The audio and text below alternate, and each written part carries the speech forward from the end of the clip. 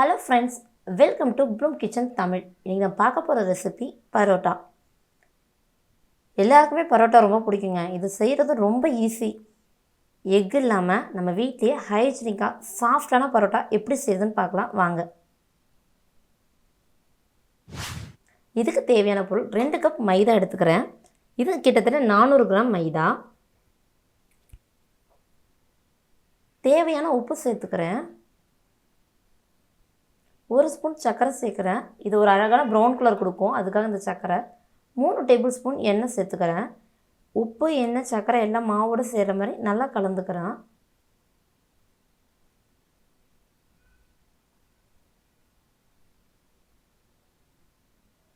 கொஞ்சம் கொஞ்சமாக தண்ணி ஊற்றி நல்லா பிசைஞ்சிக்கணும்.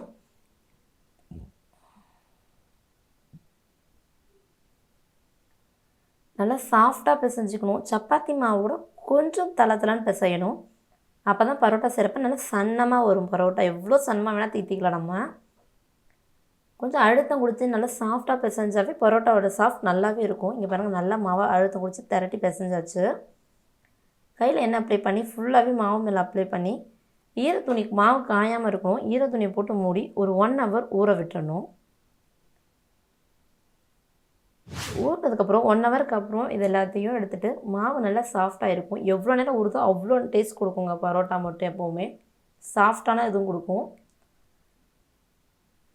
நமக்கு எந்த அளவுக்கு தேவையான பரோட்டா சைஸ் வேணுமோ அந்த அளவுக்கு மாவு எடுத்து நல்லா பிரேக்லாம் இல்லாமல் நல்லா உருட்டிக்கணும்.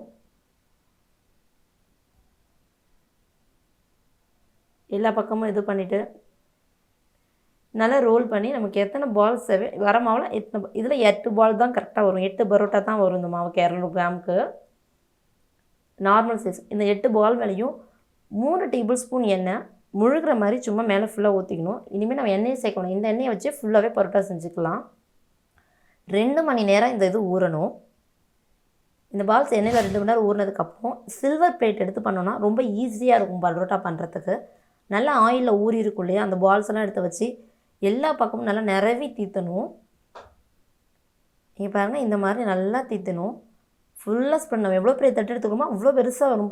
மைதா தானே, எவ்வளோ மெலிசாக தீத்தினாலும் தீத்திக்கலாம். இதை சப்பாத்தி கட்டில் வச்சா ஸ்ட்ரக் ஆகும். இந்த மாதிரி வழவழங்கிறது சேர்க்கும்போது ஈஸியாக செஞ்சிடலாம். நம்ம ஊற வச்சுருக்கோம் இல்லையா ஆயில், அதையே எடுத்து இது மேலே அப்ளை பண்ணிக்கலாம்.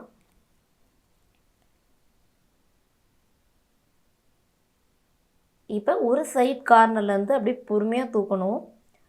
துணியெல்லாம் சேர்ந்து தூக்குற மாதிரி அழகாக அதுலேயே ஒரு ஃபோல்டிங் வரும்.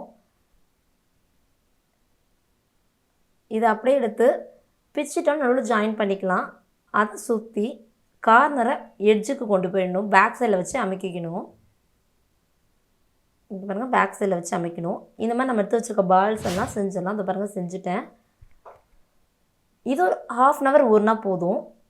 செஞ்சு ஒரு 1/2 ஹவர் வச்சுட்டு அதுக்கப்புறம் உள்ளங்கையை வச்சு தட்டிக்கலாம். எண்ணெயெலாம் எதுவுமே சேர்க்க வேண்டாம். இதில் இருக்க ஆயிலே போதுமானது. கொஞ்சம் தடிமாக தச்சுக்கணும், சன்னமாக அமைக்கிடக்கூடாது. எல்லா பக்கமும் ஒரு சில உள்ளங்கையிலே அமைக்கிக்கலாம். ரொம்ப ஈஸியாக இருக்கும் செய்கிறதுக்கு. தவா சூடாகிடுச்சு. நம்ம பரோட்டாவை எடுத்து இதில் போட்டுக்கலாம். திருப்பி போட்டு லைட்டாக எண்ணெய் ஊற்றி திருப்பி போட்டுட்டு சிம்மில் வச்சு எடுத்துட்டாவே அழகாக கோல்டன் ப்ரௌனோட நம்ம பரோட்டா வந்துடும். இங்கே பாருங்கள், இப்போ ப்ரௌன் கலர் வர ஆரம்பிச்சிருச்சு. திருப்பி போடப்போ இங்கே பாருங்கள், சூப்பராக வந்துடுச்சு நம்மளோட ப்ரௌன் கலர். இது தாங்க பரோட்டாக்கே அழகு, இந்த ப்ரௌன் கலர். இது மாதிரி 2-3 பரோட்டாவை எடுத்து வச்சு சூடாக எடுத்து வச்சு சப்பாத்தி கட்டில் வச்சு நல்லா சைடெல்லாம் தட்டணும். அப்படின்றப்ப அழகாக லேயராக வந்துடும் பரோட்டா. பரோட்டாவே லேயராக இருந்ததுனாங்க பரோட்டா மாதிரி அவ்வளோ அழகாக இருக்கும். இங்கே பாருங்கள், நம்மளோட டேஸ்டியான சாஃப்டான பரோட்டா ரெடி. இந்த ரெசிபியை செஞ்சு பாருங்கள். உங்களுக்கு பிடிச்சிருந்துச்சுன்னா ப்ளூம் கிச்சன் தமிழுக்கு சப்ஸ்கிரைப் பண்ணுங்கள். இங்கே பாருங்கள், சாஃப்டாக நம்ம வீட்லேயே ஹைஜீனிக்காக பண்ண பரோட்டா. தேங்க்ஸ் ஃபார் வாட்சிங்.